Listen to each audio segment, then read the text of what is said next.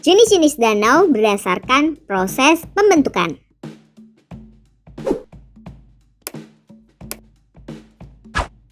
Kids, siapa yang pernah pergi berkunjung ke sebuah danau? Menurutmu, dari mana air yang memenuhi seluruh danau berasal? Letak danau yang berada di lokasi yang lebih rendah dari daerah yang mengelilinginya merupakan sebuah wilayah cekungan di daratan yang terisi air. Sumber air yang mengisi danau nggak selalu berasal dari air sungai, tapi bisa juga berasal dari air hujan atau rembesan air tanah di sekitar danau tersebut.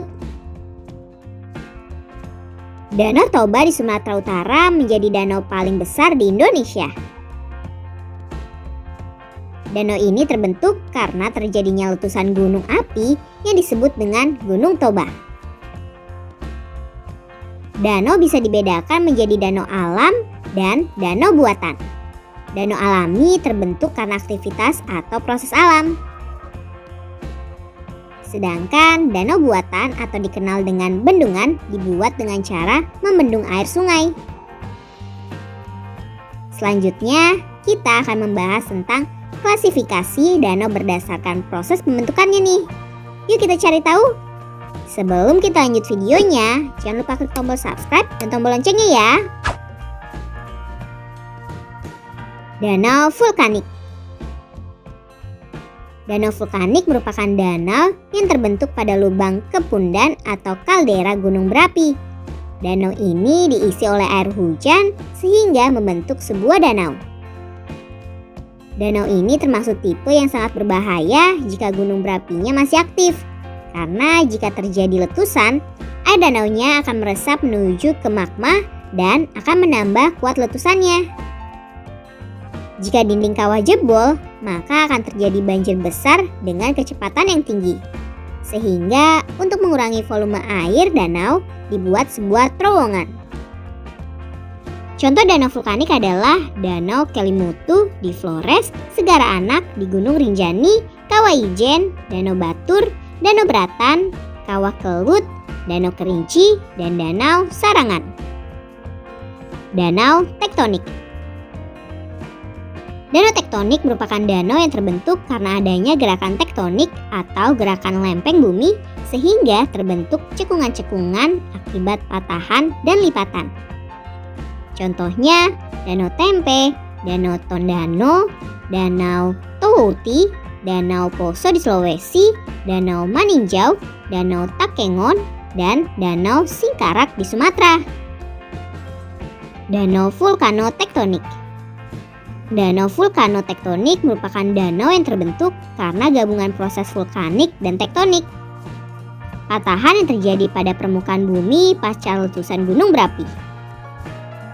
Dapur magma yang kosong menjadi enggak stabil sehingga terjadi pemerosotan atau patahan. Cekungan yang terjadi karena patahan tersebut lalu diisi oleh air secara alami. Contoh danau vulkanotektonik adalah Danau Toba di Sumatera Utara. Danau pelarutan.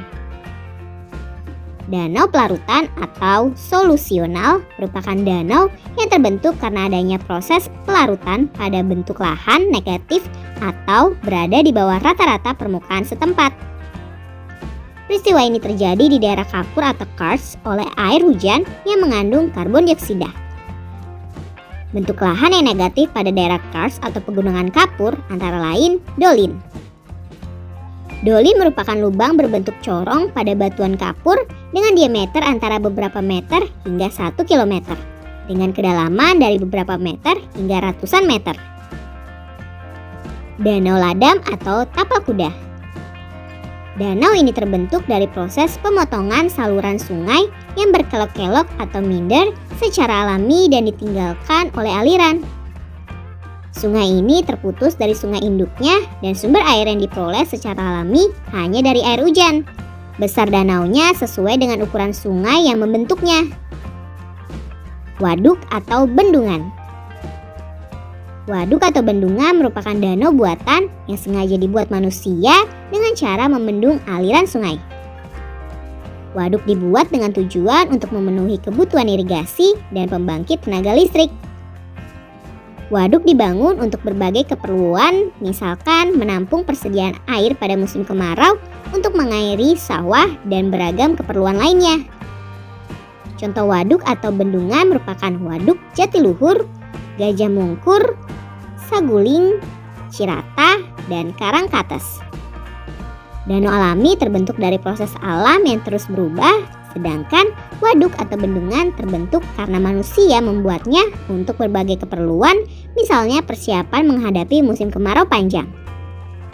Nah kids, itulah jenis-jenis danau berdasarkan proses pembentukannya. Sampai di sini dulu ya videonya. Jangan lupa like, komen, subscribe, dan share ke teman-teman lainnya ya kids. Bye-bye!